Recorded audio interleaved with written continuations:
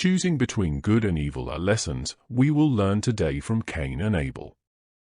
Two brothers from the same household had the privilege to personally communicate with God and hear the accounts from their parents about their fall.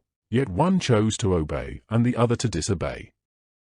The inspired record does not give any details of the first couple's reaction to their children's fate and the tragedy they experienced, but it is apparent that the events made them realize the enormity of their actions when they first disobeyed God. It was a rebuke reminding them of the depth of sin and a reminder that God's words, "You shall surely die," were accurate. It is apparent that both Cain and Abel inherited their parents' sinful genes. Dealing with the death of one son and the banishment of the other was a double blow for this first couple. What should have been a perfect family was now fragmented. After the fall in the Garden of Eden, Adam and Eve must have tried their best to be good examples to their children, therefore presumably, they were good parents. Being a good parent does not mean you will not suffer the same tragedies the first couple endured. If this first couple had family problems, it is likely that you may also encounter similar heartbreaks. The issue between the two brothers was not simply over an offering, it was the whole concept of worship and relationship with God. While one enjoyed serving and living for God, the other did not. Children who have no interest, or who lose interest in godly activities, is an indication that they are heading in the wrong direction, as Cain did. Most children are attracted to worldly activities and would forego a relationship and worship with God in order to participate in ungodly functions.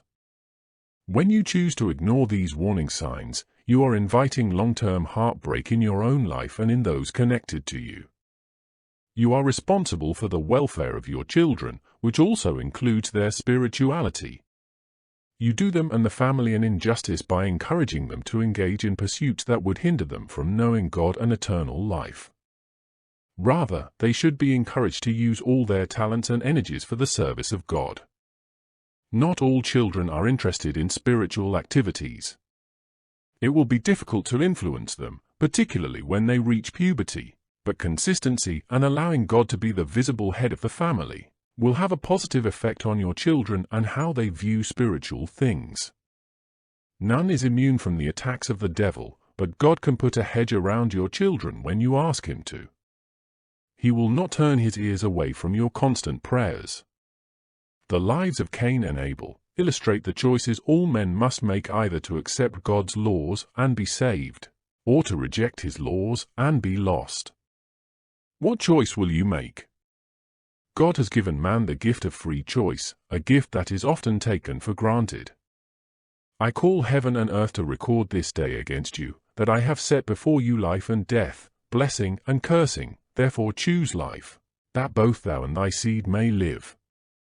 Deuteronomy 30 verse 19.